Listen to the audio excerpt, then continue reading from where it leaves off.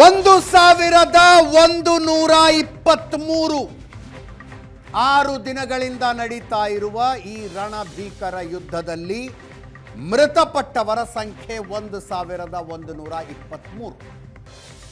ಅತಿ ಹೆಚ್ಚಿನ ಸಾವು ನೋವುಗಳು ಬಿಡಿಸಿ ಹೇಳಬೇಕಾಗಿಲ್ಲ, ಇರಾನ್ನಲ್ಲೇ ಆಗಿದ್ದಾವೆ.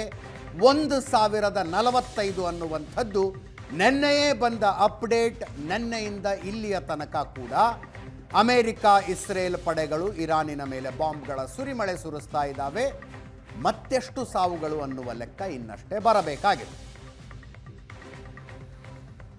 ದಾಳಿ ಪ್ರತಿ ದಾಳಿ 6ನೆಯ ದಿನಕ್ಕೆ ಕಾಲಿಟ್ಟಿದೆ.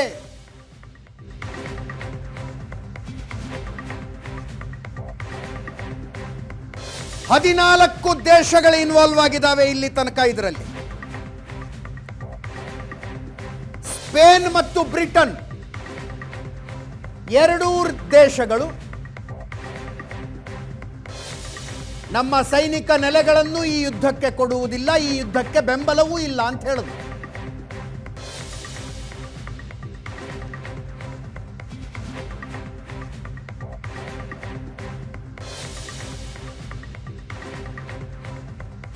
ಒಂದು 1045 ಇರಾನ್ನಲ್ಲಿ ಇದುವರೆಗೂ ಸಾವುಗಳ ಸಂಖ್ಯೆ. ಇಸ್ರೇಲ್ ಎರಡೆರಡು ದೇಶಗಳ ಮೇಲೆ ದಂಡೆತ್ಕೊಂಡು ಹೋಗ್ತಾ ಇದೆ. ಒಂದು ಇರಾನ್, ಇನ್ನೊಂದು ಲೆಬನಾನ್. ಲೆಬನಾನ್ ಒಳಗೆ ಹಿಜ್ಬುಲ್ಲಾ ಭಯೋತ್ಪಾದಕ ಸಂಘಟನೆಯ ನೆಲೆಗಳ ಮೇಲೆ ದಾಳಿ ನಡೆಸ್ತಾ ಇದೆ. ಅಲ್ಲೊಂದು 50 ಜನ ಸತ್ತಿದ್ದಾರೆ.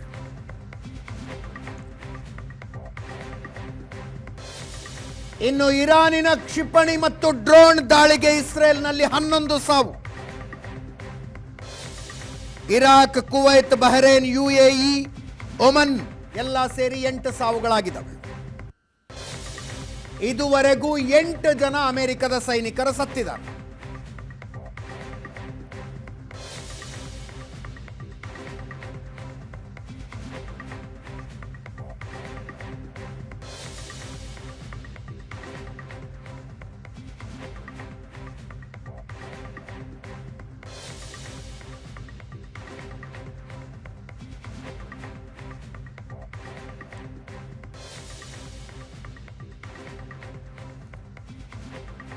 ಇವತ್ತು ಕೂಡ ರಣಭೀಕರವಾಗಿತ್ತು ಯುದ್ಧ.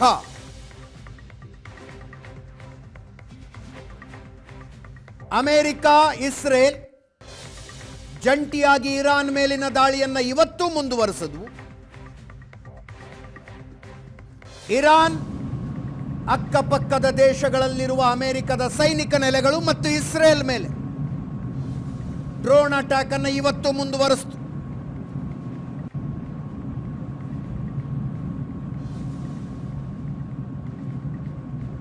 ಅಯಾತುಲ್ಲಾ ಖಮೇನಿ ಪುತ್ರ ಮೊಜ್ತಬಾ ಖಮೇನಿ ಇರಾನಿನ ಸುಪ್ರೀಂ ಲೀಡರ್. ಈಗ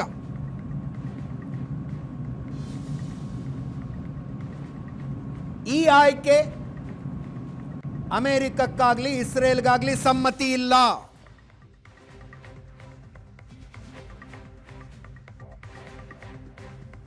ಇಸ್ರೇಲಿನ ವಿರುದ್ಧ ಇದೇ ರೀತಿಯಾಗಿ ದ್ವೇಷ ಮುಂದುವರಿಸಿದರೆ ಹೊಸ ಸರ್ವಾಧಿಕಾರಿಯನ್ನು ಹೊಡಿತೀವಿ, ಹೊಸ ಸರ್ವೋಚ್ಚ ನಾಯಕನನ್ನು ಹೊಡಿತೀವಿ ಅಂತ ಇಸ್ರೇಲ್ ರಕ್ಷಣಾ ಸಚಿವರು ಹೇಳಿಕೆ ಕೊಟ್ಟಿದ್ದಾರೆ.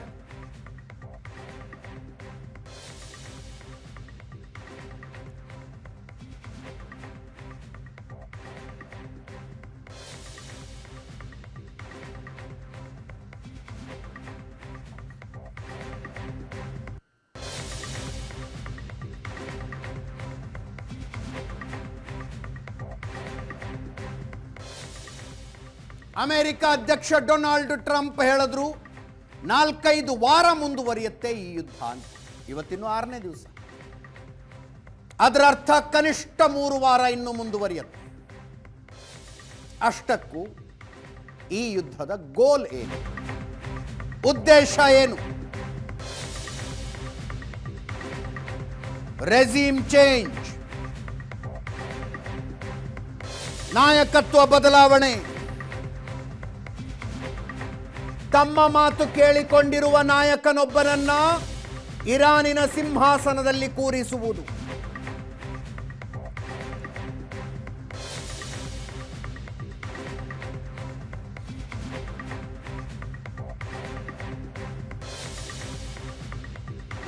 ಅದೇ ಕಾರಣಕ್ಕೆ ಮೊಜ್ತಬಾ ಖಮೇನಿ ಆಯ್ಕೆಯನ್ನ ಇವರು ಒಪ್ಪುತ್ತಾ ಇಲ್ಲ.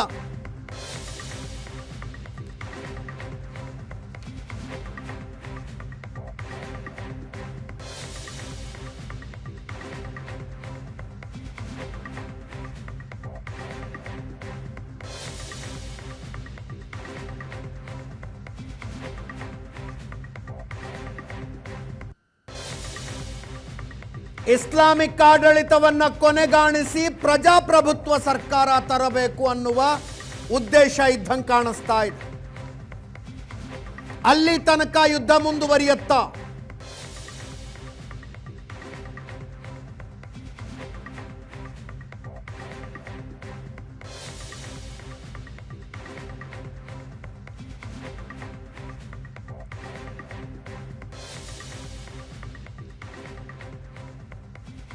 ಅಮೆರಿಕ ಇಂಥ ಅನೇಕ ದುಸ್ಸಾಹಸಗಳನ್ನು ಜಗತ್ತಿನಾದ್ಯಂತ ಮಾಡಿದೆ. ರೆಜಿಮ್ ಚೇಂಜ್ಗಳನ್ನು ಮಾಡಿದೆ.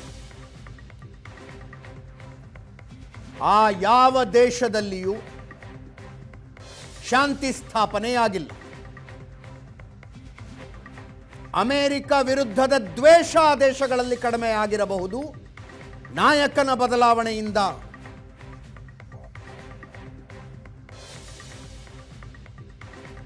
2003ರಲ್ಲಿ ಸಮೂಹ ನಾಶದ ಶಸ್ತ್ರಗಳಿದ್ದಾವೆ ಅಂತ ಇರಾಕ್ ಮೇಲೆ ದಾಳಿ ಮಾಡಿದ್ರು. 2006ರಲ್ಲಿ ಸದ್ದಾಂ ಹುಸೇನನ್ನು ಹಿಡಿದು ನೇಣಿಗಾಕಿದ್ರು. 2011ರಲ್ಲಿ ಇರಾಕಿನಿಂದ ಅಮೆರಿಕದ ಸೈನ್ಯ ವಾಪಸ್ ಬಂತು. ಇರಾಕ್ನಲ್ಲಿ ಅಂತರ್ಯುದ್ಧ ಶುರು. ಐಸಿಸ್ ಸ್ಥಾಪನೆಗೊಂಡಿತು. ಈಗಲೂ ದಿನನಿತ್ಯದ ರಕ್ತಪಾತ ನಡೀತಾ ಇದೆ.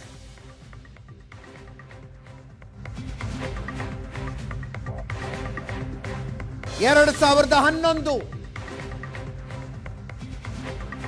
ಲಿಬಿಯಾ ಮೇಲೆ ನ್ಯಾಟೋ ಪಡೆಗಳ ದಾಳಿ ನಡೆಸಿದ್ವು ಅಮೆರಿಕದ ನೇತೃತ್ವದಲ್ಲಿ. 8 ತಿಂಗಳ ಯುದ್ಧ. ಲಿಬಿಯಾದ ಸರ್ವಾಧಿಕಾರಿ ಮೊಹಮ್ಮದ್ ಗಡಾಫಿಯನ್ನ ಹಿಡಿದು ಹತ್ಯೆ ಮಾಡಿದ್ರು. ಈಗ ಲಿಬಿಯಾದಲ್ಲಿಯೂ ಅಂತರ್ಯುದ್ಧ.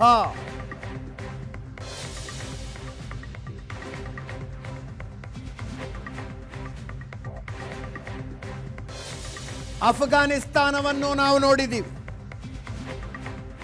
2001ರಲ್ಲಿ WTC ಮೇಲೆ ಭಯೋತ್ಪಾದಕ ದಾಳಿಯಾದಾಗ ಅಲ್ ಕಾಯ್ದಾದವರು ಅಫ್ಘಾನಿಸ್ತಾನದಲ್ಲಿ ಕುಳಿತು ರೂಪಿಸಿದ ಭಯೋತ್ಪಾದಕ ದಾಳಿ ಅಂತ ವಾರ್ ಆನ್ ಟೆರರ್ ಶುರು ಮಾಡ್ತು ಅಮೆರಿಕ. ಅಫ್ಘಾನಿಸ್ತಾನದ ತುಂಬ ಬಿನ್ ಲಾಡೆನ್ ಅನ್ನು ಹುಡುಕಿದ್ರು. ಕೊನೆಗೆ ಬಿನ್ ಲಾಡೆನ್ ಪಾಕಿಸ್ತಾನದ ಅಬೋಟಾಬಾದ್ನಲ್ಲಿದ್ದದ್ದು ಗೊತ್ತಾಯಿತು.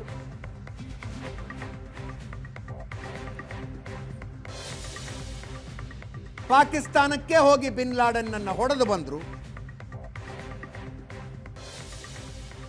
20 ವರ್ಷ ಅಫ್ಘಾನಿಸ್ತಾನದಲ್ಲಿದ್ದು ಅಮೆರಿಕ ಸೇನೆ ವಾಪಸ್ ಬಂತು. ಯಾವ ತಾಲಿಬಾನ್ ವಿರುದ್ಧ ಹೋರಾಡಿ ನಾರ್ದರ್ನ್ ಅಲಯನ್ಸ್ ಸರ್ಕಾರವನ್ನು ಅಮೆರಿಕ ಪ್ರತಿಷ್ಠಾಪಿಸಿತ್ತು, ಈಗ ಮತ್ತೆ ಅದೇ ತಾಲಿಬಾನಿ ಆಡಳಿತ ಅಫ್ಘಾನಿಸ್ತಾನದಲ್ಲಿ.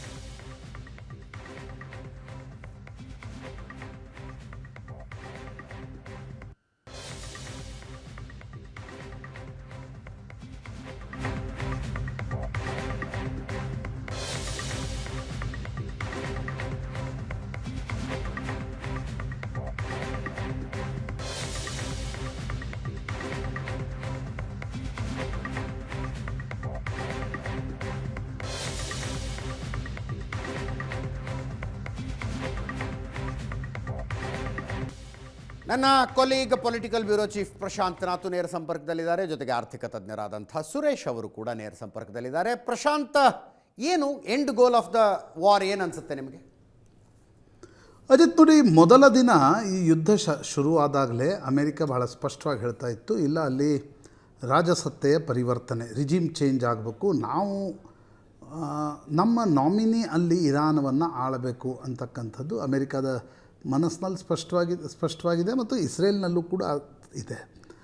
ಆದರೆ ಇಸ್ರೇಲ್ಗೂ ಅಮೇರಿಕಕ್ಕೂ ಮತ್ತು ಅನೇಕ ಪಾಶ್ಚಿಮಾತ್ಯ ಒಂದು ರೀತಿ ಮಿಲಿಟ್ರಿ ತಜ್ಞರಿಗೆ ಅನ್ನಿಸ್ತಾ ಇತ್ತು ಹಾರ್ಡ್ಲಿ 72 ಅವರ್ಸ್ನಲ್ಲಿ ಯುದ್ಧ ಮುಗಿದು ಹೋಗ್ಬಿಡುತ್ತೆ. ಯಾಕಂದರೆ ಇರಾನ್ ಮೊದಲ ದಿನವೇ ಫಸ್ಟ್ ಸಾಲ್ವೋದಲ್ಲೇ ನೀವು ಖಮೇನಿಯನ್ನು ಎಲಿಮಿನೇಟ್ ಮಾಡಿದಾಗ ಅಲ್ಲಿ ಯಾವುದೇ ರೀತಿಯಾಗಿರ್ತಕ್ಕಂಥ ಸ್ಟ್ರಕ್ಚರ್ ಉಳಿಯೋಲ್ಲ ಅಂತಕ್ಕಂಥದ್ದು ಆ ರೀತಿಯ ಒಂದು ಆ್ಯಂಟಿಸಿಪೇಷನ್ ಇತ್ತು. But contrary to that anticipation, Iran ಯುದ್ಧದಲ್ಲಿ ಇನ್ನಷ್ಟು ಒಂದು ರೀತಿಯಾಗಿರ್ತಕ್ಕಂಥ ಕಾಂಬ್ಯಾಟಿವ್ ಮೂಡ್ನಲ್ಲಿ ಬಂದಿದೆ. ಖಮನೈ ಎಲಿಮಿನೇಟ್ ಮಾಡಿದ ಕಾರಣದಿಂದಾಗಿ ಇರಾನ್ ಅಕ್ಕಪಕ್ಕದ ರಾಷ್ಟ್ರ ಮಿಸೈಲ್ಗಳ ಅಕ್ಷಯ ಪಾತ್ರ ಇದೆಯೇನೋ ಅನ್ನಿಸ್ತಾ ಇದೆ. ಬರ್ತಾನೆ ಇದೆ, ಹಂಗೆ ಬರ್ತಾನೆ ಇದೆ. ಮಿಸೈಲ್ ಸಿಟೀಸೇ ಇವೆ ಅಲ್ಲ. ಹೌದು ಹೌದು. ನೋಡಿ, ಇರಾನ್ಗೆ ಇರ್ತಕ್ಕಂಥ ಒಂದು ದೊಡ್ಡ ಮಿಲಿಟರಿ ಅಡ್ವಾಂಟೇಜೇ ಡ್ರೋನ್ಗಳು ಮತ್ತು ಮಿಸೈಲ್ಗಳು. ಹೌದು. ಕಡಿಮೆ ವೆಚ್ಚದಲ್ಲಿ ತಯಾರಿಸಿರ್ತಕ್ಕಂಥ ಡ್ರೋನ್ಗಳು ಮತ್ತು ಮಿಸೈಲ್ಗಳ ಕಾರಣದಿಂದಾಗಿಯೇ ಇರಾನ್ ಇವತ್ತು ಅಕ್ಕಪಕ್ಕದ ರಾಷ್ಟ್ರಗಳ ಮೇಲೆ ದಾಳಿ ಮಾಡ್ತಾ ಇದೆ. ಯಾಕೆ ಮಾಡ್ತಾ ಇದೆ ದಾಳಿ? ಲಾಂಗ್ ಟರ್ಮ್ನಲ್ಲಿ if you are America's friend, ಇದೇ ರೀತಿ ಅಮೇರಿಕ ಮನ್ಮಾನಿ ಮಾಡಿ ನಮ್ಮ ಮೇಲೆ ದಾಳಿ ನಡೆಸ್ತಾ ಇದ್ದರೆ ನಾವು ಅಮೇರಿಕನ್ ಅಸೆಟ್ಸ್ಗಳಲ್ಲಿ ನಿಮ್ಮ ದೇಶದಲ್ಲಿ ಬಿಡಲ್ಲ ಅಂತಕ್ಕಂಥದ್ದನ್ನು ಇರಾನ್ ಬಹಳ ಸ್ಪಷ್ಟವಾಗಿ ಹೇಳ್ತಾ ಇದೆ. ಎಸ್, ಬೂಟ್ಸ್ ಆನ್ ಗ್ರೌಂಡ್ಗೂ ಕೂಡ ಅಮೇರಿಕ ಮತ್ತು ಇಸ್ರೇಲ್ನಲ್ಲಿ ಆ ರೀತಿಯ ಆಸಕ್ತಿ. ಇಸ್ರೇಲ್ ಅಂತೂ ಬಿಡಿ, ಬೂಟ್ಸ್ ಆನ್ ಗ್ರೌಂಡ್ ಹಾಕಲಿಕ್ಕೆ ಸಾಧ್ಯ ಆಗಲ್ಲ. ಅಮೇರಿಕ ಕೂಡ ಬೂಟ್ಸ್ ಆನ್ ಗ್ರೌಂಡ್ ಹಾಕಲಿಕ್ಕೆ ಯು ನೀಡ್ ಎನ್ ಅಲೈ.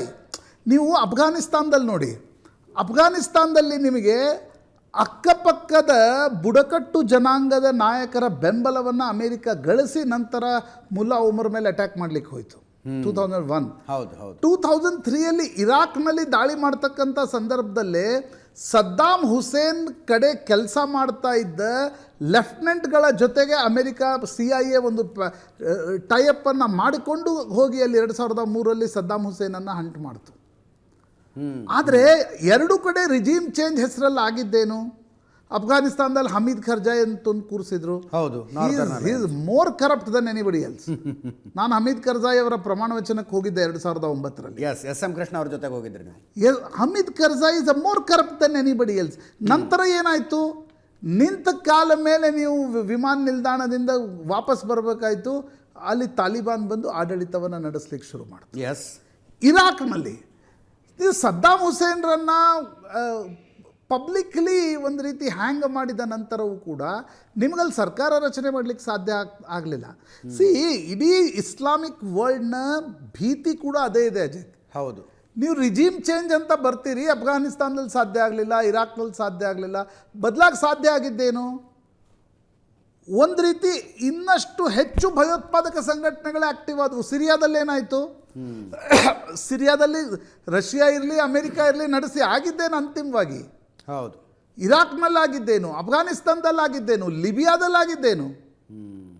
ಇನ್ನೂ ಅನೇಕ ಸಣ್ಣ ಸಣ್ಣ ರಾಷ್ಟ್ರಗಳಿವೆ. ಅದು ರಷ್ಯಾನೂ ಕೂಡ ಅದನ್ನು ಕಬಳಿಕೆ ಮಾಡಲಿಕ್ಕೆ ನೋಡ್ತು. ಅಲ್ಲಿ ಆಗಿದ್ದೇನು ಅಂತಂದರೆ ಅಂತಿಮವಾಗಿ ಅರಾಜಕತೆ. ಎಸ್, ಪ್ರಾಯಶಃ ಇರಾನ್ನಲ್ಲಿ ಅಮೇರಿಕ ಬಯಸ್ತಾ ಇದೆ, ಇಲ್ಲ ನಾವು ಹೇಳಿದ ನಾಮಿನಿಯಲ್ಲಿ ಕೂರಿಸ್ಬೇಕು ಅಂತಕ್ಕಂಥದ್ದು. ಬಟ್ ಅದು ಅಷ್ಟು ಸುಲಭವಾಗಿ ಕಾಣ್ತಾ ಇಲ್ಲ. ಒಂದು, ಇರಾನ್ನಲ್ಲಿ ಅಮೇರಿಕಕ್ಕೆ ಯಾವುದೂ ಅಲಾಯ್ ಸಿಗ್ತಾ ಇಲ್ಲ. ನಿನ್ನೆ ನಾನು ಕೇಳ್ಪಟ್ಟೆ, ಒಬ್ಬ IRGCಯ ಹಿಂದಿನ ಮುಖ್ಯಸ್ಥ ಖಮೆನೈ ಮೀಟಿಂಗ್ ನಡೆದಾಗ ಹೊರಗಡೆ ಹೋಗಿದ್ದ ಅನ್ನುವ ಕಾರಣಕ್ಕೋಸ್ಕರ ಆತನ ಅರೆಸ್ಟ್ ನಡೆದಿದೆ. ಆತನೇ ಏನಾದರೂ ಮಾಹಿತಿ ಕೊಟ್ಟಿದ್ದ ಅಂತಕ್ಕಂಥದ್ರ ಬಗ್ಗೆ ಚರ್ಚೆ ನಡೆದಿದೆ. ಆ ರೀತಿಯ ಸಣ್ಣ ಸಣ್ಣ ದುಡ್ಡು ಕೊಟ್ಟು ಖರೀದಿಸಬಹುದಾಗಿರ್ತಕ್ಕಂಥ ಕೆಲ ವ್ಯಕ್ತಿಗಳನ್ನು ಬಿಟ್ಟರೆ ನಿಮ್ಗೆ ಸಂಘಟನೆ ಆಗಲಿ, ಈಗ ಶಿಯಾ ಸುನ್ನಿ ಕಾನ್ಫ್ಲಿಕ್ಟ್ ಹೇಳ್ತೀವಿ, ಸರಿಯಪ್ಪ, ಅಲ್ಲಿ ಏನೋ ಸುನ್ನಿ ಬಂಡುಕೋರ ಒಂದೇನೋ ಸಂಘಟನೆ ಇದೆ ಅಂತ ಅನ್ಕೋಣ, ಅವ್ರು ನಿಮ್ಗೆ ಬೆಂಬಲ ಕೊಡ್ತಾ ಇದ್ದಾರಾ? ಆನ್ ಗ್ರೌಂಡ್ ಯಾವುದೇ ಬೆಂಬಲ ಸಿಗ್ತಾ ಇಲ್ಲ. ಬದಲಾಗಿ ಇರಾನ್ ಅಕ್ಕಪಕ್ಕದ ರಾಷ್ಟ್ರಗಳ ಮೇಲೆ ಅಟ್ಯಾಕ್ ನಡೀತಾ ಇರೋದ್ರಿಂದ ಅಕ್ಕಪಕ್ಕದ ರಾಷ್ಟ್ರಗಳಿಗೂ ಲಾಂಗ್ ಟರ್ಮ್ನಲ್ಲಿ ಅನ್ನಿಸ್ಲಿಕ್ಕೆ ಶುರು ಆಗ್ಬೋದು.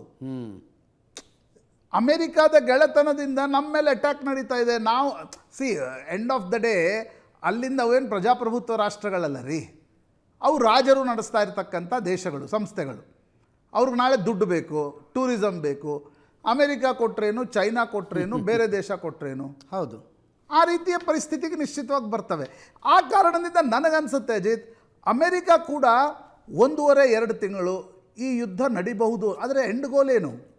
2 ತಿಂಗಳು ನೀವು ಯುದ್ಧ ನಡೆದರೂ ಕೂಡ ನಿಮಗೆ, ಈಗ ನಾವು ರಷ್ಯಾ ಉಕ್ರೇನ್ನ ಯುದ್ಧದ ಬಗ್ಗೆ ಮಾತಾಡ್ತೀವಿ, ಅಟ್ಲೀಸ್ಟ್ ಅಲ್ಲಿ ಏನಾಯಿತು ಅಂದರೆ 2 ಪ್ರಾಂತ್ಯಗಳಲ್ಲಿ ಎಲ್ಲಿ ರಷ್ಯನ್ ಸಂಖ್ಯೆ ಜಾಸ್ತಿ ಇತ್ತು ಅವು ರಷ್ಯಾ ಜೊತೆ ಬಂದು ನಿಂತ್ಕೊಂಡ್ಬಿಟ್ರು. ಕರೆಕ್ಟ್. ಎಲ್ಲಿ ರಷ್ಯನ್ರ ಸಂಖ್ಯೆ ಜಾಸ್ತಿ ಇರಲಿಲ್ಲ ಅಲ್ಲಿ ಅಮೆರಿಕ ಯುರೋಪ್ ಒಂದು ರೀತಿ ದುಡ್ಡು ಕೊಡ್ತು, ಅಮೆರಿಕ ಅವರಿಗೆ ಶಸ್ತ್ರಾಸ್ತ್ರಗಳನ್ನು ಪೂರೈಸಿದ್ರಿಂದ ಅವರು ರಷ್ಯಾದ ವಿರುದ್ಧ ನಿಲ್ಲಿಕ್ಕೆ ಸಾಧ್ಯ ಆಯಿತು.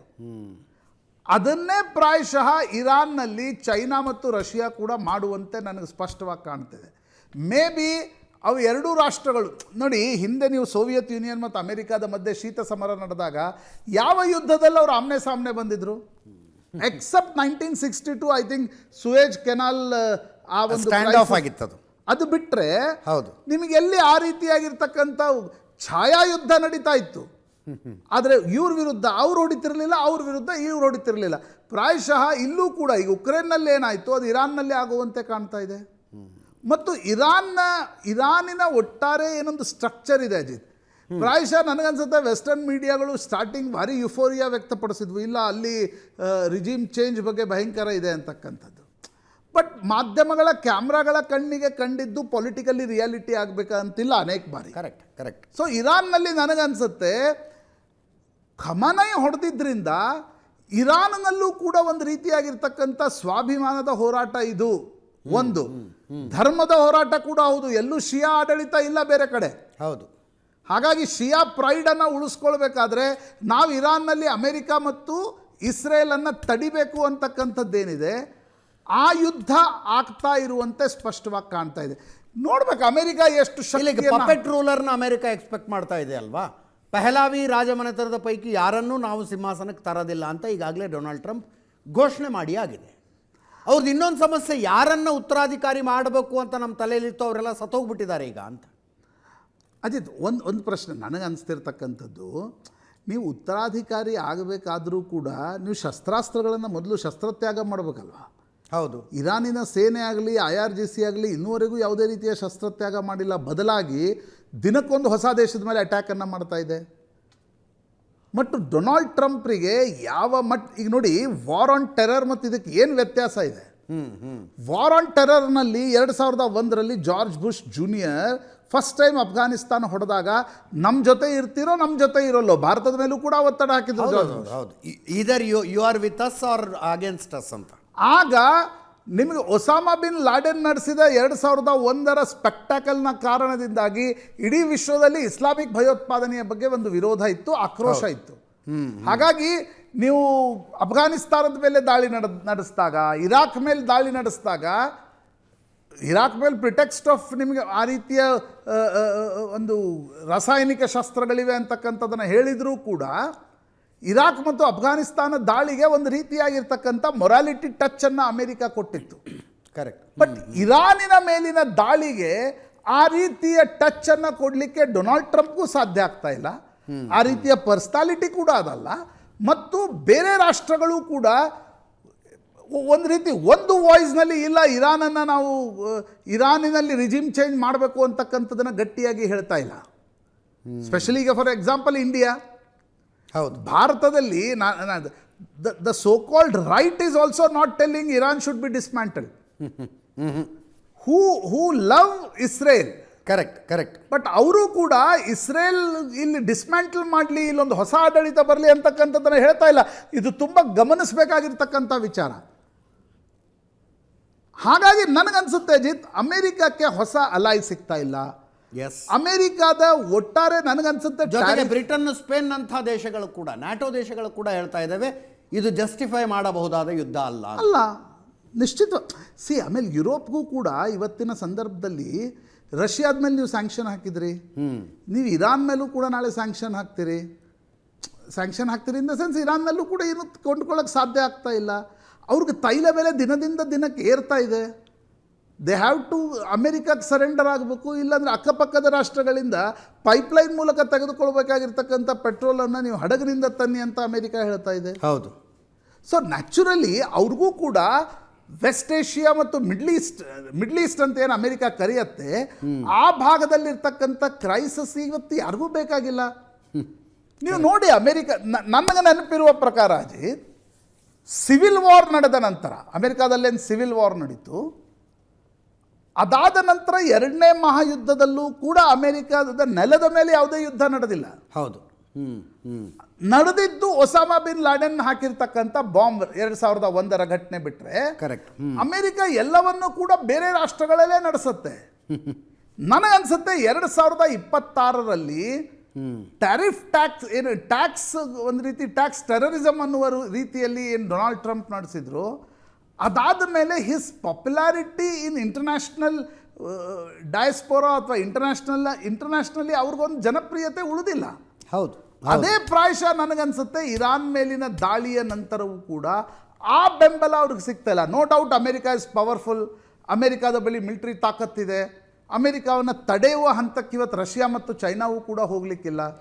ಬಟ್ ಇರಾನ್ ಅಂತ ಒಂದು ಸಣ್ಣ ರಾಷ್ಟ್ರ 2 ತಿಂಗಳು 3 ತಿಂಗಳು ರೆಸಿಸ್ಟೆನ್ಸ್ ತೋರಿಸಿದ್ರೆ, ಸಿ ದ ಲಿಟ್ಮಸ್ ಟೆಸ್ಟ್ ಅವ್ರ ಅಗ್ನಿ ಪರೀಕ್ಷೆ for Donald Trump is regime change.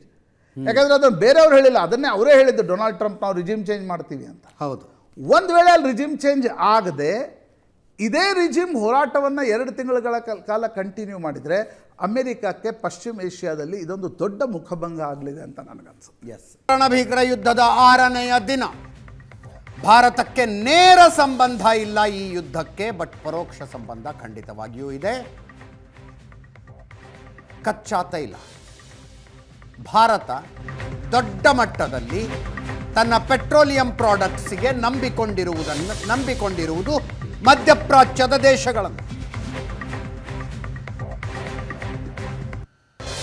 ಜಗತ್ತಿಗೆ ಕನಿಷ್ಠ 22% ಆಯಿಲ್ ಬರೋದು ಹಾರ್ಮುಜ್ ಜಲಸಂಧಿಯಿಂದ.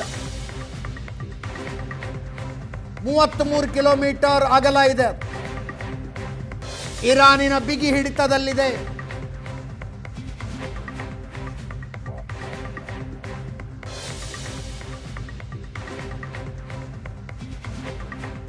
ಅಲ್ಲಿಂದ ಚೈನಾಗೆ ಹೋಗುವ ಆಯಿಲ್ ಟ್ಯಾಂಕರ್ಗಳನ್ನು ಹೊರತುಪಡಿಸಿ ಇನ್ಯಾವ ಟ್ಯಾಂಕರು ಕದಲಬಾರದು ಅಂತ ಇರಾನಿನ ಆದೇಶ.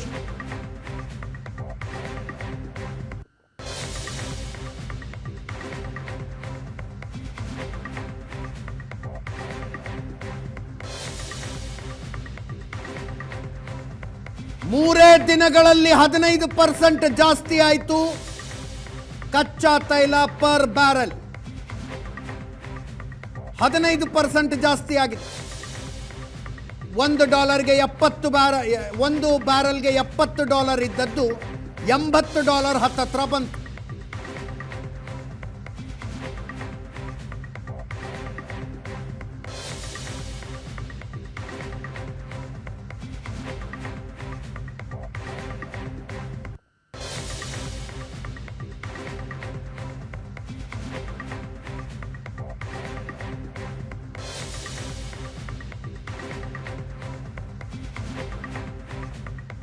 ಯುದ್ಧ ಮುಂದುವರೆದರೆ ಈ ಬೆಲೆ ಎಲ್ಲಿಗೆ ಹೋಗಬಹುದು ಅನ್ನುವ ಆತಂಕ ಇದೆ.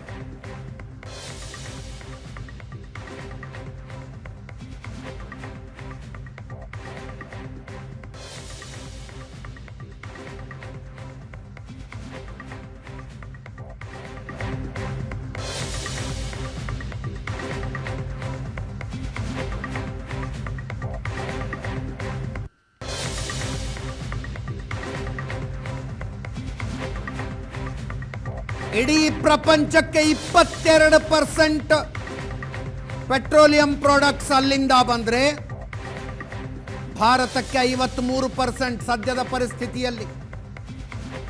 ಕಳೆದ 6 ದಿನಗಳಿಂದ ಒಂದೇ ಒಂದು ತೈಲ ಟ್ಯಾಂಕರ್ ಭಾರತಕ್ಕೆ ಬಂದಿಲ್ಲ.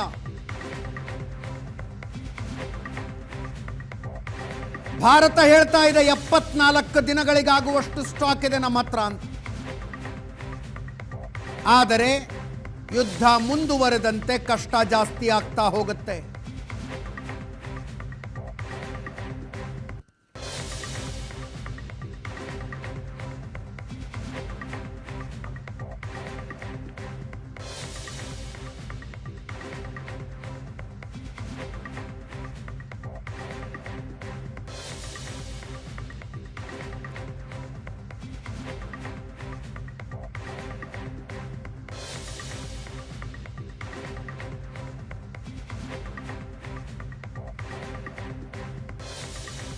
ತೀರಾ ಇತ್ತೀಚಿನ ತನಕ ಭಾರತಕ್ಕೆ ರಷ್ಯನ್ ಆಯಿಲ್ ಬರ್ತಿತ್ತು.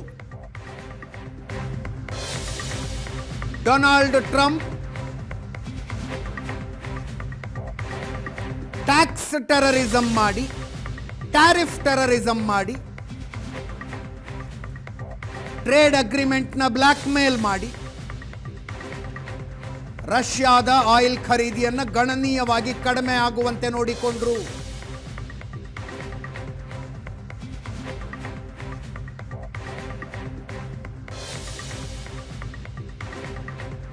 ಈಗ ಹಾರ್ಮುಜ್ ಜಲಸಂಧಿ ಬಂದ್ ಆಗಿರುವ ಸಂದರ್ಭದಲ್ಲಿ ಭಾರತ ಮತ್ತೊಮ್ಮೆ ರಷ್ಯಾದ ಕಡೆ ನೋಡ್ತಾ ಇದೆ.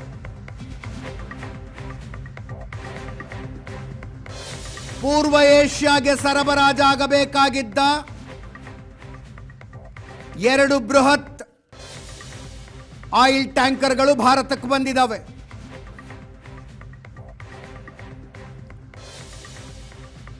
$1.4 ಮಿಲಿಯನ್ ಬ್ಯಾರೆಲ್ ಹೆಚ್ಚುವರಿ ತೈಲವನ್ನ ಭಾರತ ರಷ್ಯಾದಿಂದ ಖರೀದಿ ಮಾಡ್ತಾ ಇದೆ.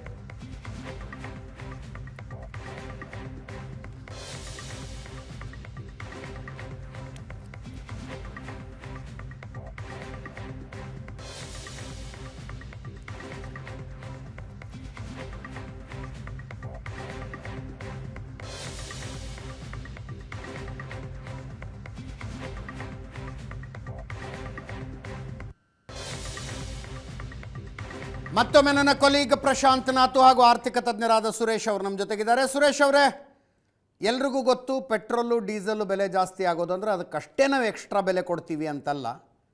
ಕ್ಯಾಸ್ಕೇಡಿಂಗ್ ಎಫೆಕ್ಟ್ ರೀತಿಯಲ್ಲಿ ಬೇರೆ ಬೇರೆ ದಿನಬಳಕೆಯ ವಸ್ತುಗಳು ಸೇರಿದಂತೆ ಎಲ್ಲ ಬೆಲೆನೂ ಜಾಸ್ತಿ ಆಗ್ತವೆ. ಭಾರತದ ಇನ್ಫ್ಲೇಷನ್ನು ಕಂಟ್ರೋಲ್ನಲ್ಲಿದೆ. ಲಾಸ್ಟ್ ನಾನು ನೋಡಿದಾಗ 1.86 ಏನೋ ಇತ್ತು. ಹೌದು. ಬಟ್ ಪೆಟ್ರೋಲಿಯಂ ಪ್ರಾಡಕ್ಟ್ಸ್ ಜಾಸ್ತಿ ಆದರೆ ಅದು ಮತ್ತೆ ಕಂಟ್ರೋಲಿಗೆ ಸಿಗಲ್ಲ. ಇಲ್ಲಿ ಅಜಿತ್ ನೋಡಬೇಕಾಗಿರೋ ವಿಚಾರ ಏನಂದರೆ, ಈಗ ವಾರಿನ ಸಿಚುವೇಶನಲ್ಲಿ ಇವಾಗ ಏನು ನಮ್ಮ ಕ್ರೂಡ್ ಬೆಲೆ ತಾವು ಹೇಳ್ದಂಗೆ $70 ಇದ್ದಿದ್ದು ಒಂದು ವಾರದ ಹಿಂದೆ, ಇವತ್ತಿಗೆ ಅದು 80. ಆ್ಯಕ್ಚುಲಿ ಅದನ್ನು ನೋಡ್ತಾ ಇದ್ರೆ ನಾವು 84, 88ವರೆಗೂ ಹೋಗಿ ಇವಾಗ ಮತ್ತೆ ಅದು 83 ಚಿಲ್ಲರೆ ಇದೆ ಈಗಿನ ಪರಿಸ್ಥಿತಿ. ಲೈವ್ ಡೇಟಲ್ಲಿ ನಾನು ಹೇಳ್ಬೇಕಂದ್ರೆ 83 ಚಿಲ್ಲರೆ ಇದೆ. ಈಗ $73 ಇದೆ ಅಂತ ನಾವು ಯೋಚನೆ ಮಾಡಿದ್ರೆ ಇದರಲ್ಲಿ ಆಗಬೇಕಾಗಿರೋದಂದ್ರೆ 70ರಿಂದ 83, 84, $85 ಆಗಿದೆ ಅಂದರೆ ಅದರದ್ದು ಲ್ಯಾಂಡಿಂಗ್ ಕಾಸ್ಟು ಎಫೆಕ್ಟ್ ಆಗೇ ಆಗುತ್ತೆ. ಕರೆಕ್ಟ್, ಹೌದು. ಒಂದು ಪ್ರೈಮರಿ ರೀಸನ್ಸ್ ಇರೋದು ನಮಗೆ ಕ್ರೂಡ್ ಬೆಲೆ ಜಾಸ್ತಿ ಆಗ್ತಿರೋದು. ಲ್ಯಾಂಡಿಂಗ್ ಕಾಸ್ಟ್ ಎಫೆಕ್ಟ್ ಆಗುತ್ತೆ, ಇನ್ಸೂರೆನ್ಸ್ ಜಾಸ್ತಿ ಆಗುತ್ತೆ. ಬರ್ತೀನಿ ಅದೇ ಅಜಿತ್. ಈಗ ಒಂದು ನಮಗೆ ಕ್ರೂಡ್ ಬೆಲೆ ಪ್ರೈಮರಿಲಿ ರಾ ಮೆಟೀರಿಯಲ್ ಕಾಸ್ಟ್ ಜಾಸ್ತಿ ಆಗ್ತಿರೋದು. ಹೌದು. ಇನ್ನೊಂದು ವಿಚಾರ ಮಾಡಬೇಕಾಗಿರೋದು ಏನಪ್ಪಾ ಅಂದ್ರೆ, ನಿನ್ನೆ ಬೆಳೆಯವರೆಗೂ ನಾನು $1ಗೆ $91 ಕೊಡ್ತಾ ಇದ್ದೆ. ಈಗ ಅದು $92 ಆಗಿದೆ. ಕರೆಕ್ಟ್. ಅಂದ್ರೆ ಯೋಚನೆ ಮಾಡಿ, ಇಲ್ಲಿ $70ಗೆ ನಾನು ₹70 ಲೆಕ್ಕದಲ್ಲಿ ನೋಡಕ್ ಹೋದ್ರೆ $70 ನಾನು ರುಪೀಸಲ್ಲೂ ಎಕ್ಸ್ಟ್ರಾ ಕೊಡಬೇಕಾಗತ್ತೆ. ಹೌದು. ಅದು ನನ್ನ ಲ್ಯಾಂಡಿಂಗ್ ಕಾಸ್ಟ್ ಇನ್ಕ್ರೀಸ್ ಆಗುತ್ತೆ. ಒಂದು. ಎರಡನೇದು, ನನ್ನ ವಿಚಾರದಲ್ಲಿ ಬಂದಾಗ ಇದಕ್ಕೆ ನಮ್ದೇನು ಟೋಟಲ್ ಓಷನ್ ಫ್ರೈಟ್ ಆಯಿತು, ಇನ್ಶೂರೆನ್ಸ್ ಆಯಿತು. ಈಗ ನಿನ್ನೆ ಟ್ರಂಪ್ ಅವರು ಒಂದು ವಿಚಾರ ಹೇಳಿದ್ರು, ಯಾವಾಗ ನಮ್ಮ ಇರಾನ್ ಅವರು ನಾವು ಬಿಡೋದಿಲ್ಲ ಈ ಸ್ಪೇಸಲ್ಲಿ ನಮ್ಮ ಜಾಗನ ಅಂತ ಅಂದಾಗ, ಟ್ರಂಪ್ ಅವರು ಇಮಿಡಿಯೇಟ್ ಆಗಿ ಒಂದು ಟ್ರೂತ್ ಸೋಷಿಯಲಲ್ಲಿ ಒಂದು ವಿಚಾರನ ಹೇಳಿದ್ರು, every ship passing through the strait of ಹೋಮರ್ಸ್ ಅದು ನಮ್ಮ ನೇವಿ ಫೋರ್ಸಸ್ ಎಸ್ಕಾಟ್ ಮಾಡಿ ಬಿಡ್ತದೆ ಅಂತೇಳಿ. ಒಂದು ಪ್ಯಾರಲಲಿ ಅದಕ್ಕೆ ನಾವು ಇನ್ಶೂರೆನ್ಸ್ ಕವರೇಜ್ ಕೊಟ್ಟಿರ್ತೀವಿ ಅಂತ. ಹೌದು. ಈ ನಾನು ಬೆಳಗ್ಗೆ ಹೇಳಿರೋ ವಿಚಾರದಲ್ಲೇ ಮತ್ತೆ ಹೇಳೋದು ಏನಂದ್ರೆ ಅಜಿತ್, ಈಗ ನೀವು ಇನ್ಶೂರೆನ್ಸ್ ಕವರೇಜ್ ಕೊಡೋದ್ರಿಂದ ನನಗೆ ತೈಲ ಸಿಗುತ್ತಾ, ಇನ್ಶೂರೆನ್ಸ್ ಬೆಲೆಗೆ ನನಗೆ ಕಾಂಪನ್ಸೇಷನ್ ಸಿಗ್ತದಾ ಅಲ್ವಾ? ಅದು ವಿಚಾರ ಮಾಡಬೇಕಾಗಿರೋದು ಅಂತಂದ್ರೆ, ಈಗ ನನಗೆ ಬೇಕಾಗಿರೋದು ಮೂಲತಃ ಏನಪ್ಪ, ಆಯಿಲ್. ನನಗೆ ಆಯಿಲ್ ಬೇಕಾಗಿರೋ ಜಾಗದಲ್ಲಿ ನಾನು ದುಡ್ಡು ಕೊಡ್ತೀನಿ ಅಂದರೆ ಅದು ಒಂದು ಕಾಂಪನ್ಸೇಟರಿ ನೇಚರ್ ಆಗುತ್ತೆ ಹೊರತು ರೀಪ್ಲೇಸ್ಮೆಂಟ್ ಆಗಲ್ಲ. ಕರೆಕ್ಟ್. ಒಂದು. ಎರಡನೇದು, ನಮ್ಮ ಪ್ರಶಾಂತ್ ಅವ್ರು ಹೇಳಿದಾಗೇನೆ ಇಲ್ಲಿ ಅವ್ರು ಏನಿದ್ರು ಟ್ಯಾರಿಫ್ ವಾರ್ನ ನಡೆಸ್ಕೊಂಡು ಹೋಗ್ಬೇಕಾಗಿರೋದು ಒಂದು ನಡೆಸ್ತಾ ಇದ್ದಾರೆ ಟ್ರಂಪ್ ಅವರು ವಿರುದ್ಧ. ಇಲ್ಲಿ ನಡಿಬೇಕಾಗಿರುವಂಥ ಬಾಟಮ್ ಲೈನ್ ವಿಚಾರ ನಡೀತಿಲ್ಲ. ಅದನ್ನು ನಾವು ಯೋಚನೆ ಮಾಡಬೇಕಾಗಿದೆ. ಎಂಡ್ ಆಫ್ ದ ಡೇ ಈಗ ಫ್ರೈಟ್ ಜಾಸ್ತಿ ಆಯಿತು, ಇನ್ಶೂರೆನ್ಸ್ ಜಾಸ್ತಿ ಆಯಿತು, ನಿಮ್ಮ ಟೈಮಿಂಗ್ ಜಾಸ್ತಿ ಆಯಿತು. ಈಗ ಈಗ ಸ್ಟ್ರೇಟ್ ಆಫ್ ಹೋಮರ್ಸ್ ಇಂದ ಬಂದಿಲ್ಲ ಅಂದರೆ ನಾವು ಆಫ್ರಿಕಾ ಕಡೆಯಿಂದ ಕೆಳಗಿಂದ ಬಂದು ಮತ್ತೆ ಈ ಕಡೆಯಿಂದ ಬರಬೇಕಾಗತ್ತೆ. ಸೊ ಈಗ ಅಲ್ಲಿನ ಪೆಟ್ರೋಲಿಯಂ ಹೊರಗೆ ತೆಗಿಯಕ್ಕೆ ಬೇರೆ ದಾರಿನೇ ಇಲ್ಲ. ಈಗ 5 ದಿನದಲ್ಲಿ ಬರುವಂಥದ್ದು 15 ದಿನ ಆಯಿತು ಅಂದರೆ ಆ 3 ಪಟ್ಟು ಆಗುವಂಥ ಟೈಮ್ ಪೀರಿಯಡ್ಗೆ ಗ್ಯಾಪ್ಗೆ ಅದರದ್ದು ಕಾಸ್ಟ್ ಇನ್ಕ್ಲೂಸ್ ಆಯಿತು. ಕರೆಕ್ಟ್. ಈಗ ನಮಗೆ ಆಯಿಲ್ ಬೇರೆ ಇನ್ಕ್ರೀಸ್ ಆಯಿತು ಅಂದಾಗ ನಾವು ನೋಡಬೇಕಾದ್ರೆ ನಮ್ಮ ಕೊತ್ತಂಬರಿ ಸೊಪ್ಪಲ್ಲೂ ಇಂಪ್ಯಾಕ್ಟ್ ಆಗ್ತದ ಅಂತ ಒಂದು ವಿಚಾರ ಬರುತ್ತೆ. ಹೌದು, ಜನ ಯೋಚನೆ ಮಾಡ್ಬೇಕಾದ್ರೆ ಡೆಪ್ತ್ ಏನಪ್ಪ ಅಂತಂದ್ರೆ ಇದು ಯಾವ ರೀತಿ ಎಕನಾಮಿಕಲಿ ಎಫೆಕ್ಟ್ ಆಗ್ತದೆ ಅಂದ್ರೆ even a common man is also a sufferer of this war. ಹೌದು. ನಾವು ಇಂಡಿಯಾ ಡೈರೆಕ್ಟ್ಲಿ ಇಂಡೈರೆಕ್ಟ್ಲಿ ಯಾವುದೇ ರೀತಿಯಲ್ಲಿ ಇದರಲ್ಲಿ ನಾವು ಇನ್ವಾಲ್ವ್ಮೆಂಟ್ ಇಲ್ಲದೆ ಇದ್ರೂ ಸಹ ಅದಕ್ಕೆ ಒಂದು ಫಲಿತಾಂಶವಾಗಿ ನಮಗೂ ಸಹ ಇಂಪ್ಯಾಕ್ಟ್ ಆಗ್ತಾನೆ ಇದೆ. ಎಸ್, ಹಾಗೆ ಆಗತ್ತೆ. ನೀವು ಹೇಳ್ದಂಗೆನೆ ಎಕ್ಸ್ಪರ್ಟ್ಸ್ ಕೊಡೋ ವಿಚಾರ ಏನಿದೆ ಅಜಿತ್ ಅಂದ್ರೆ it may go up to $150 ಅನ್ನೋ ಒಂದು ವಿಚಾರ ಇದೆ. ಓಕೆ, ಇದು ಒಂದು ಮನಮೋಹನ್ ಸಿಂಗ್ ಅವ್ರ ಪೀರಿಯಡ್ ಅಲ್ಲಿ ನಡೆದಾಗ $148 ಹೋಗಿತ್ತು. ಎಕ್ಸಾಕ್ಟ್ಲಿ. ಸೊ ಅದೇ ವಿಚಾರವಾಗಿ ಈಗ $150ಗೆ ನಮ್ಮ ಲ್ಯಾಂಡಿಂಗ್ ಕಾಸ್ಟ್ ಹೋದರೆ ಇದೇ ವಾರ್ ಸಿಚುವೇಶನ್ ಅಲ್ಲಿ ಡಾಲರ್ ಇಂಪ್ಯಾಕ್ಟ್ ಏನಾಗುತ್ತೆ? ಈಗ 92 ಇರೋದು 93 ಆಗುತ್ತಾ, 95 ಆಗುತ್ತಾ? ಆ ಒಂದು ವಿಚಾರದಲ್ಲಿ ನೋಡಿದ್ರೆ ಕ್ಯುಮುಲೇಟಿವ್ ಎಫೆಕ್ಟ್ ಅಲ್ಲಿ ಇನ್ಕ್ಲೂಡಿಂಗ್ ನಮ್ಮ ಟ್ರಾನ್ಸ್ಪೋರ್ಟೇಷನ್ಗೆ ಎಫೆಕ್ಟ್ ಆಗುತ್ತೆ, ನಮ್ಮ ಗ್ರಾಸರೀಸ್ಗೆ ಎಫೆಕ್ಟ್ ಆಗುತ್ತೆ, ನಮ್ಮ ದಿನನಿತ್ಯ ಬಳಸುವಂಥ ಎಲ್ಲ ಪದಾರ್ಥಗಳಿಗೂ ಎಫೆಕ್ಟ್ ಆಗುವಂಥ ವಿಚಾರ ಅಂತೂ ಸದ್ಯಕ್ಕೆ ನಮ್ಮ ಕಣ್ಣು ಮುಂದೆ ಇದೆ.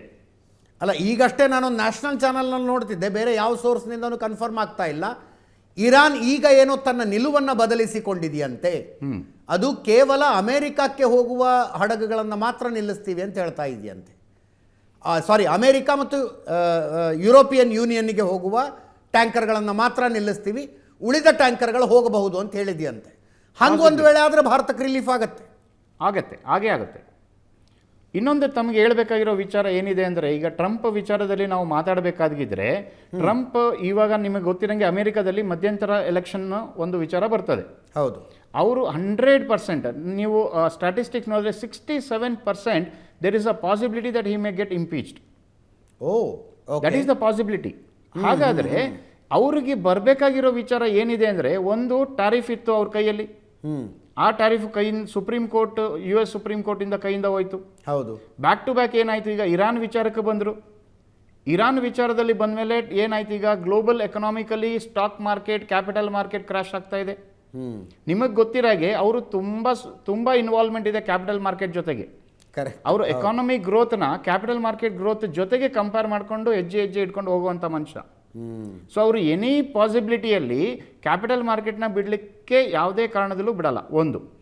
ಎರಡನೇದು, ನಿನ್ನೆ ಹೆಂಗೆ ಕ್ರೂಡ್ ಮೇಲೋಯ್ತು, $4 ಒಂದೇ ಕ್ಯಾಂಡಲ್ ಅಲ್ಲಿ ಕೆಳಗೆ ಬಂದಿದೆ ಅಂತಂದ್ರೆ ಅವರು ತಕ್ಷಣ ಕೊಡಬೇಕಿದು ರಿಯಾಕ್ಟಿವ್ ನೇಚರ್ ಇದು.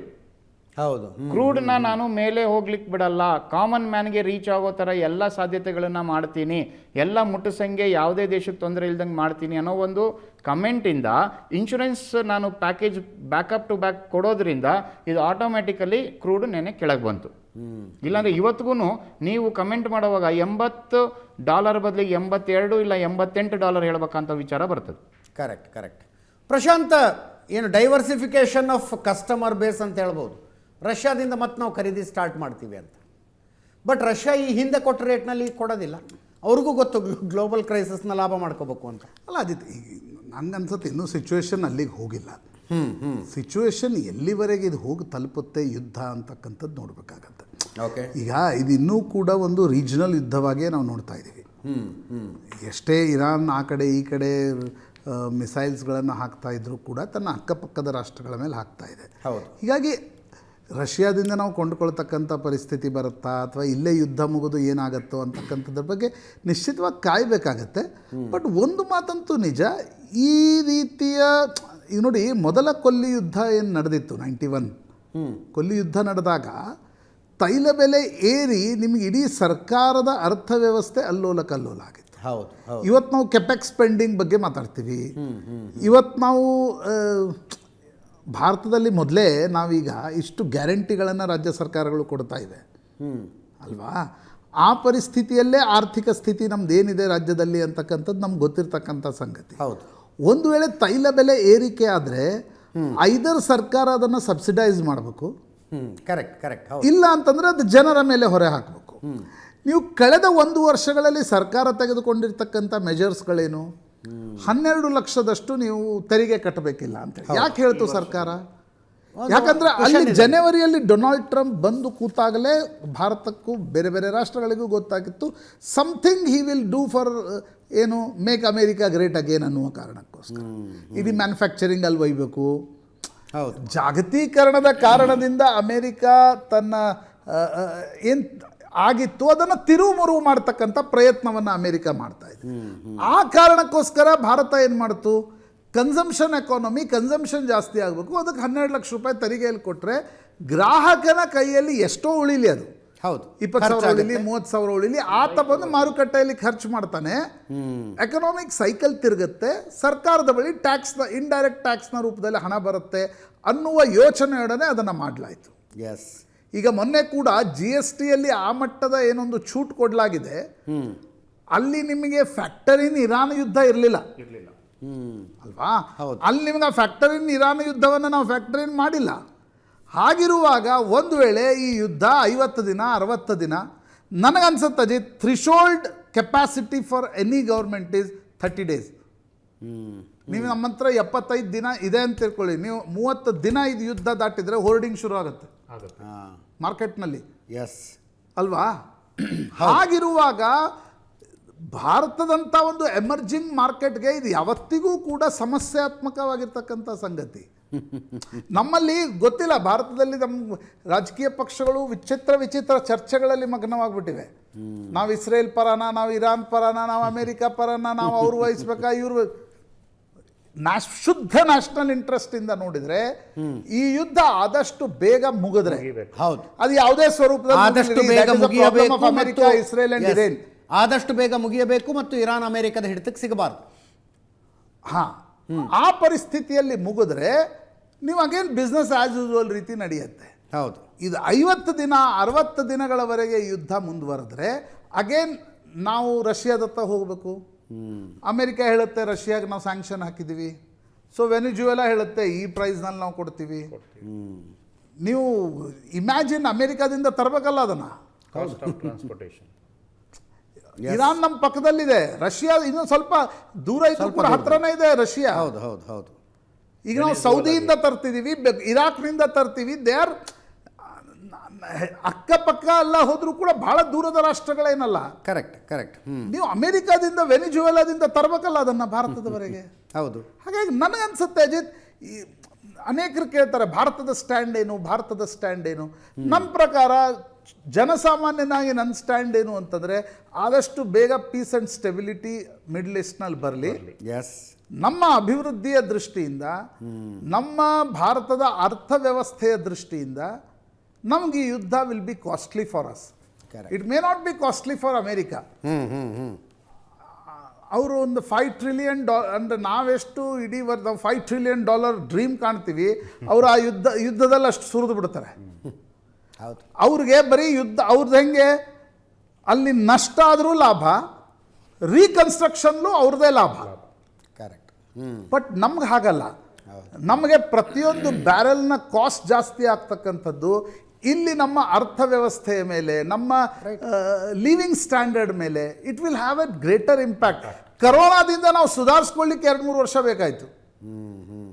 ಈ ರೀತಿಯ ಯುದ್ಧಗಳು, ಸ್ಪೆಷಲಿ ಮಿಡ್ಲ್ ಈಸ್ಟ್ನ ಯುದ್ಧಗಳು ನಮ್ಗೆ ಇನ್ನೂ ಜಾಸ್ತಿ ಇಂಪ್ಯಾಕ್ಟನ್ನು ಮಾಡ್ತವೆ. ಆ ಕಾರಣದಿಂದ ನನಗನ್ಸುತ್ತೆ ಭಾರತೀಯರ ಸ್ಟ್ಯಾಂಡ್ ಕೂಡ ಆದಷ್ಟು ಬೇಗ ಯುದ್ಧ ಮುಗಿಯಲಿ. ಎಸ್, ಸ್ಟ್ರೇಟ್ ಆಫ್ ಹಾರ್ಮುಜ್ ಇರಲಿ, ಉಳಿದ ಜಲಸಂಧಿಗಳಲ್ಲಿ ಅಲ್ಲಿಂದ ಆರಾಮಾಗಿ ಹಡಗುಗಳು ಭಾರತಕ್ಕೆ ಬರಲಿ, ನಮ್ಮ ಅರ್ಥವ್ಯವಸ್ಥೆ ಬಿಗಡಾಯಿಸ್ತಿರಲಿ. ಎಸ್. 6 ದಿನಗಳ ಹಿಂದೆ ಅಯಾತುಲ್ಲಾ ಖಮೇನಿಯನ್ನು ಹೊಡೆದು ಹಾಕುವಲ್ಲಿ ಇಸ್ರೇಲ್ ಅಮೆರಿಕ ಪಡೆಗಳು ಯಶಸ್ವಿಯಾದವು. ಅದಾದ ನಂತರ ಪ್ರಪಂಚದ 10 ದೇಶಗಳು ಈ ಕೊಲೆಗೆ ಖಂಡನೆಯನ್ನು ವ್ಯಕ್ತಪಡಿಸಿದವು, ಕಂಡೆಮ್ನ ಮಾಡಿದವು. ಇನ್ನು ಕೆಲವು ದೇಶಗಳ ಸಂತಾಪ ಸೂಚಿಸಿದವು. ಭಾರತ ಖಂಡಿಸಲೂ ಇಲ್ಲ, ಸಂತಾಪವನ್ನು ಸೂಚಿಸಿರಲಿಲ್ಲ. ಇವತ್ತು ಭಾರತದಿಂದ ಸಂತಾಪ ಪ್ರಕಟವಾಯಿತು. ವಿದೇಶಾಂಗ ಇಲಾಖೆ ಕಾರ್ಯದರ್ಶಿ ವಿಕ್ರಮ್ ಮಿಸ್ರಿ ಇರಾನ್ ರಾಯಭಾರ ಕಚೇರಿಗೆ ಹೋಗಿ ಸಂತಾಪ ಸೂಚನೆಯ ಪುಸ್ತಕಕ್ಕೆ ಸಹಿ ಹಾಕಿ ಬಂದರು. 6 ದಿನಗಳ ನಂತರ ಭಾರತದ ಸಂತಾಪ ಸೂಚನೆ.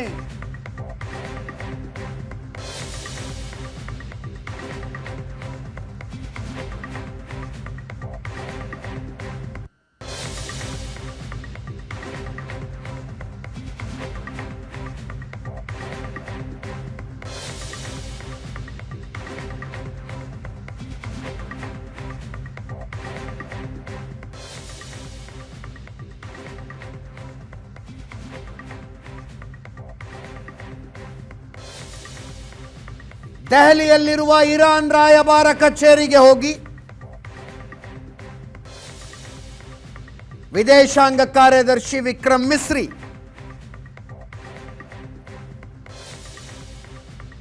ಸಂತಾಪ ಸೂಚನೆ ಬರೆದು ಬಂದರು.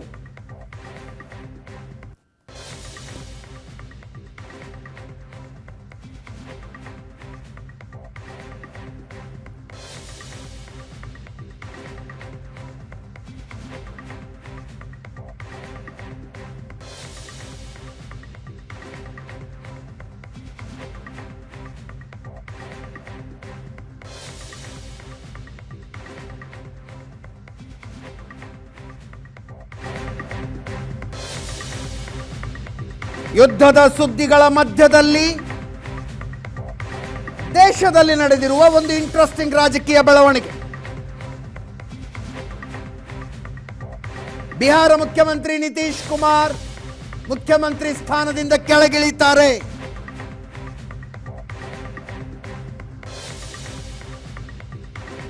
ಬಿಹಾರಕ್ಕೆ ಬಿಜೆಪಿಯ ಮುಖ್ಯಮಂತ್ರಿ ಬರ್ತಾರೆ. ಹಾಲಿ ಡಿಸಿಎಂ ಸಾಮ್ರಾಟ್ ಚೌಧರಿ ಅಥವಾ ಕೇಂದ್ರ ಸಚಿವ ನಿತ್ಯಾನಂದ ರೈ ಹೆಸರು ಕೇಳಿ ಬರ್ತಾ ಇದೆ.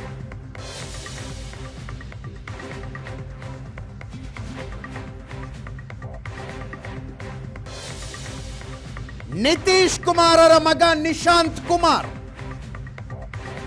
ರಾಜಕಾರಣದಿಂದ ದೂರವಿದ್ದು ಕಾರ್ಪೊರೇಟ್ ಜಗತ್ತಿನಲ್ಲಿ ನೌಕರಿ ಮಾಡ್ತಾ ಇದ್ರು. ಅವರು ಬಿಹಾರದ ರಾಜಕಾರಣಕ್ಕೆ ಎಂಟ್ರಿಯಾಗಿ ಡಿಸಿಎಂ ಆಗಬಹುದು. ನಿತೀಶ್ ಕುಮಾರ್ ರಾಜ್ಯಸಭೆಗೆ ನಾಮಪತ್ರ ಸಲ್ಲಿಕೆ ಮಾಡಿದ್ದಾರೆ.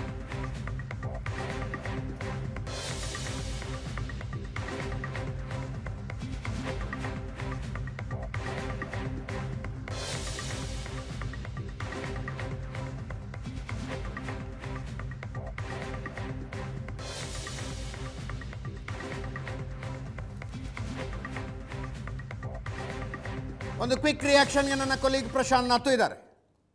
ಪ್ರಶಾಂತ್, ಇದರಲ್ಲಿ ಏನು ಆಘಾತಕಾರಿ ಅಂತ ಏನು ಅನ್ನಿಸ್ತಾ ಇಲ್ಲ ಈ ಬೆಳವಣಿಗೆ? ವಯಸ್ಸಿನ ಕಾರಣಕ್ಕಾಗಿ ನಿತೀಶ್ ಕುಮಾರ್ ಮುಖ್ಯಮಂತ್ರಿ ಸ್ಥಾನವನ್ನು ಪೂರ್ತಿ ಅವಧಿಗೆ ಹ್ಯಾಂಡಲ್ ಮಾಡಲಿಕ್ಕಿಲ್ಲ ಅನ್ನೋದೊಂದು ಲೆಕ್ಕಾಚಾರ ಇತ್ತು. ಅದಕ್ಕೆ ನನಗೆ ಆಘಾತಕಾರಿ ಅಂತಲ್ಲ, it shows his political acumen and wisdom. ನೀವು ನೋಡಿ, ನಿತೀಶ್ ಮತ್ತು ಬಿ ಜೆ ಪಿ ನಡುವೆ ಅಥವಾ ನಿತೀಶ್ ಮತ್ತು ತೇಜಸ್ವಿ ಯಾದವ್ ನಡುವೆ ಯಾಕೆ ತಿಕ್ಕಾಟ ನಡೀತಾ ಇತ್ತು? ಎರಡೂ ಪಕ್ಷಗಳು ನಿತೀಶ್ರನ್ನು ತೆಗೆದು ನಾವು ಮುಖ್ಯಮಂತ್ರಿ ಆಗಬೇಕು ಅಂತ ಬಯಸ್ತಾ ಇದ್ವು. ಹೌದು.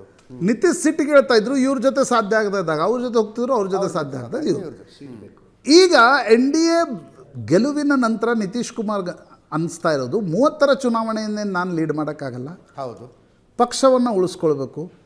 ಪಕ್ಷದಲ್ಲಿ ಯಾರನ್ನ ಮುಖ್ಯಮಂತ್ರಿ ಮಾಡ್ಲಿಕ್ಕೆ ಹೊರಟರು ಕೂಡ ಪಕ್ಷ ಅದಾಗಲ್ಲ. ಹೌದು.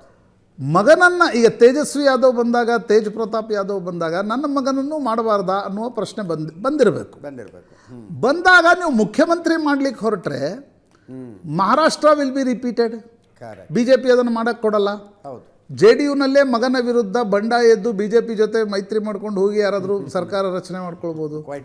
ಹಾಗಾಗಿ ನನಗನ್ಸುತ್ತೆ ನಿತೀಶ್ ಕುಮಾರ್ ಮಗನಿಗಾದರೆ ನೀವು ಡೆಪ್ಯೂಟಿ ಸಿ ಎಂ ಕೊಡಿ, ಮುಖ್ಯಮಂತ್ರಿ ಸ್ಥಾನ ನೀವೇ ಉಳಿಸ್ಕೊಳ್ಳಿ. ಅಂದರೆ ಗದ್ದುಗೆ ಉಳಿಸುವ ಜವಾಬ್ದಾರಿ ಬಿ ಜೆ ಪಿ ಮೇಲೆ. ಕರೆಕ್ಟ್. ನನ್ನ ಮಗನಿಗೆ ಹೇಗೂ ಪೊಲಿಟಿಕಲ್ ಎಕ್ಸ್ಪೀರಿಯನ್ಸ್ ಇಲ್ಲ, ಎಕ್ಸ್ಪರ್ಟೈಸ್ ಇಲ್ಲ, ಆ ಕಾರಣದಿಂದ ಉಪಮುಖ್ಯಮಂತ್ರಿ ಮಾಡಿ ಪಾರ್ಟಿಯನ್ನು ಉಳಿಸ್ಕೊಂಡ್ರೆ ಮುಂದಿನ 5 ವರ್ಷಗಳ ಕಾಲ ಮೇ ಬಿ ನನಗನ್ಸುತ್ತೆ pragmatic fathers will think like this also. ಒಂದು ಸಲ ಅಧಿಕಾರ ಕೊಡಿಸೋದು ನನ್ನ ಜವಾಬ್ದಾರಿ, ಉಳಿಸ್ಕೊಳ್ತಾನೋ ಬಿಡ್ತಾನೋ 5 ವರ್ಷದ ನಂತರ ಅವನು ಹಣೆ ಬರ. ಆ ಕಾರಣದಿಂದ ಉಪಮುಖ್ಯಮಂತ್ರಿ ಸ್ಥಾನಕ್ಕೆ ಸೆಟ್ಲಾಗಿ ತಾನು ರಾಜ್ಯಸಭಾ ಸೀಟ್ ತೆಗೆದುಕೊಂಡು ದಿಲ್ಲಿಗೆ ಹೋಗಿ, ನನಗನ್ಸುತ್ತೆ next reshuffle he will be central minister also. ಯಾಕಂದರೆ ಅವರು ಸೆಂಟ್ರಲ್ ಮಿನಿಸ್ಟರ್ ಇದ್ದರೆ ಬಿಹಾರವನ್ನು ಸಂಭಾಳಿಸ್ತಾರೆ, ಮಗನನ್ನು ಡಿ ಸಿ ಎಮ್ ಅಲ್ಲೂ ಕೂರಿಸಿರ್ತಾರೆ. ಬಿ ಜೆ ಪಿಗೆ ಮುಖ್ಯಮಂತ್ರಿ ಸ್ಥಾನ ಬೇಕು, ಅದು ಮುಖ್ಯಮಂತ್ರಿ ಸ್ಥಾನನೂ ದೊರೆಯುತ್ತೆ. ಒಂದು ವೇಳೆ ಬಿ ಜೆ ಪಿ ಅಪ್ಪಿ ತಪ್ಪಿ ಏನಾದರೂ ಮಾಡ್ಲಿಕ್ಕೆ ಹೊರಟ್ರೆ he can same replicate with R J D also. ನನಗೆ ಅನ್ಸುತ್ತೆ ಆ ದೃಷ್ಟಿಕೋನದಿಂದ ಉಪಮುಖ್ಯಮಂತ್ರಿ ಸ್ಥಾನವನ್ನು ಒಪ್ಪಿಕೊಂಡು ಮಗನನ್ನು ಉತ್ತರಾಧಿಕಾರಿಯನ್ನಾಗಿ ಮಾಡಿಕೊಂಡು ತಾನು ದಿಲ್ಲಿಯಲ್ಲಿ ಅಧಿಕಾರ, ಈಸ್ ಮೋಸ್ಟ್ ಪ್ರಾಗ್ಮ್ಯಾಟಿಕ್ ಪೊಲಿಟಿಷಿಯನ್ ಆಗೋರು. ನಿಮಗೆ ನೆನಪಿದೆಯಾ ಯಾರಾದರೂ ಒಬ್ಬ ಮುಖ್ಯಮಂತ್ರಿ ಸ್ಥಾನವನ್ನು ತ್ಯಜಿಸಿ ಕೇಂದ್ರಕ್ಕೆ ಹೋಗಿ? ಇಲ್ಲ. ಯೂಶಲಿ ಅಧಿಕಾರ ಬಿಟ್ಟು ಕೊಡೋಲ್ಲ ರಾಜಕಾರಣಿಗಳು. Yes yes yes. ಬಟ್ ಒಂದು ಎಕ್ಸಿಟ್ ಕೂಡ ಗೌರವದೊಡನೆ ಹೇಗಾಗಬೇಕು ಅನ್ನೋದು ನಿತೀಶ್ ಕುಮಾರಿಂದ ಕಲಿಬೇಕಂತ. Thank you so much Prashant. ಇದರೊಂದಿಗೆ ಈ ವಿಶೇಷ ಕಾರ್ಯಕ್ರಮ ಮುಗಿಸ್ತಾ ಇದ್ದೀವಿ. ನೇರ ದಿಟ್ಟ ನಿರಂತರ ಸುದ್ದಿಗಾಗಿ ನೋಡ್ತಾ ಇರಿ ಏಷ್ಯಾನೆಟ್ ಸುವರ್ಣ ನ್ಯೂಸ್.